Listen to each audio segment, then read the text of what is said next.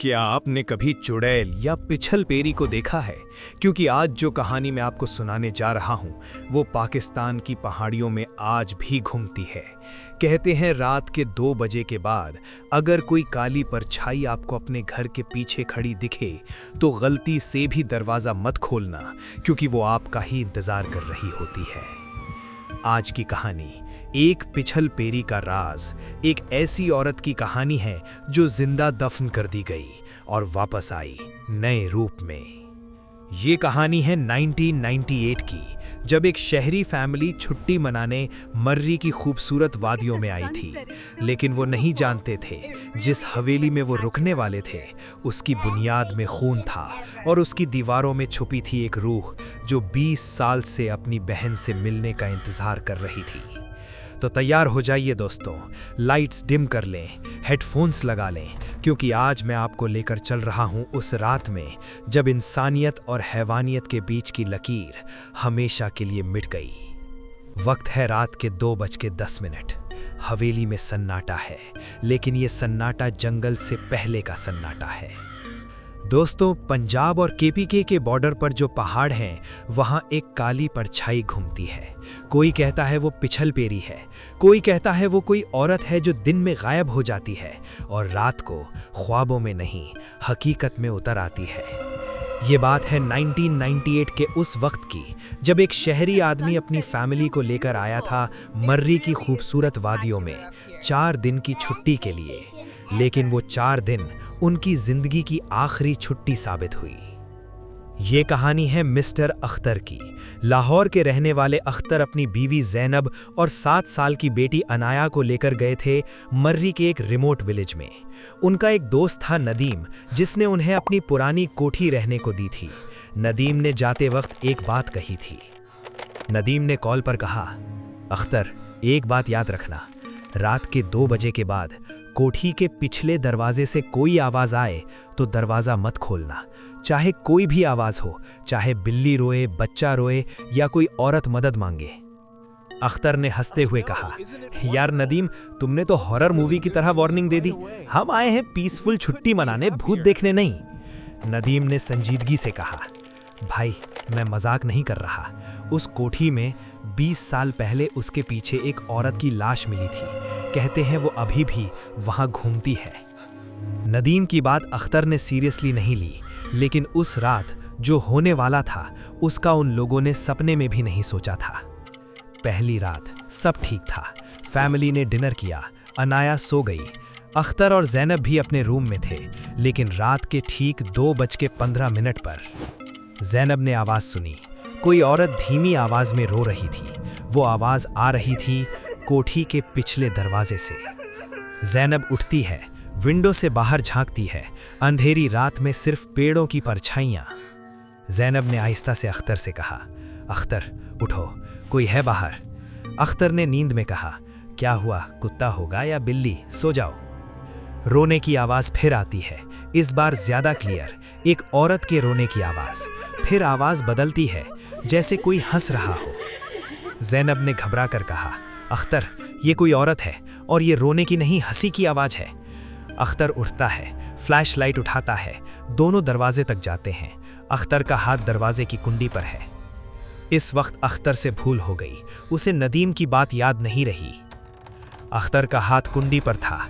एक धक्का और दरवाजा खुल जाता। लेकिन तभी अनाया अपने रूम से आती है, नींद की हालत में।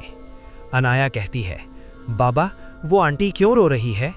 अख्तर और ज़ैनब एक दूसरे को देखते हैं, दोनों के चेहरे पर खौफ। अख्तर, बेटा, कौन सी आंटी? अनाया बिना पलक झपकाए कहती है, वो कोठी के पीछे खड़ी है, उसके पैर नहीं है, वो हवा में तैर रही है। अब सीन इंटेंस हो जाता है। अख्तर ने अनाया को उठा लिया। फैमिली कोठी के अंदर एक रूम में बंद है। फ्लैशलाइट की रोशनी में सिर्फ उनके चेहरे दिखते हैं। अनाया ने जो देखा वो किसी भी बच्चे के लिए सोचना नामुमकिन था, लेकिन अब पीछे हटना पॉसिबल नहीं था। अख्तर ने सुबह का वेट करने का फैसला किया, लेकिन रात अभी खत्म नहीं हुई थी। तभी खट खट खट दरवाजे पर दस्तक हुई। लेकिन ये दरवाज़ा था 3 मंजिल नीचे वाले दरवाजे पर, फिर दूसरी मंजिल पर, फिर सीधा उनके रूम के दरवाजे पर। वो तीनों घबरा गए और फिर एक आवाज आई जो अख्तर की माँ की आवाज थी, जो 10 साल पहले मर चुकी थी। दरवाजे के पीछे से आवाज आती है, अख्तर बेटा, ये मैं हूँ। बेटा दरवाजा खोलो, बाहर बहुत अंधेरा है, मुझे अंदर आने दो। ज़ैनब चीख कर बोली, अख्तर मत खोलना, ये अम्मी नहीं है, वो तो मर चुकी है।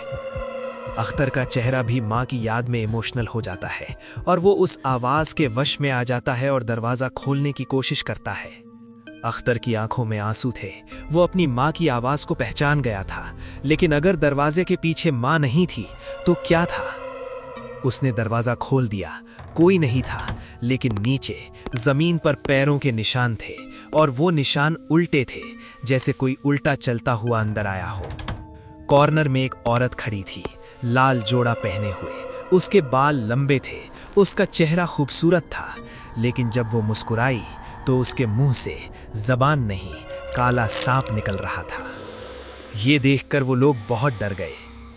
अख्तर ने ज़ैनब और अनाया को अपने पीछे छुपाया, लेकिन तभी वो औरत पैरों के बल नहीं, हाथों के बल चलकर उनकी तरफ बढ़ी, जैसे कोई मकड़ी चल रही हो।